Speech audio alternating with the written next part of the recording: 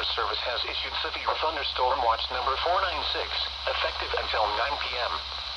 This watch includes the following counties in North Carolina: Davidson and Randolph.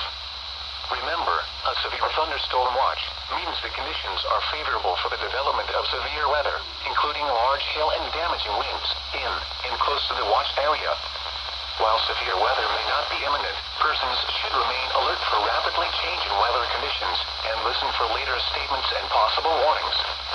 Stay tuned to NOAA weather, radio, commercial radio and television outlets, or internet sources for the latest severe weather information.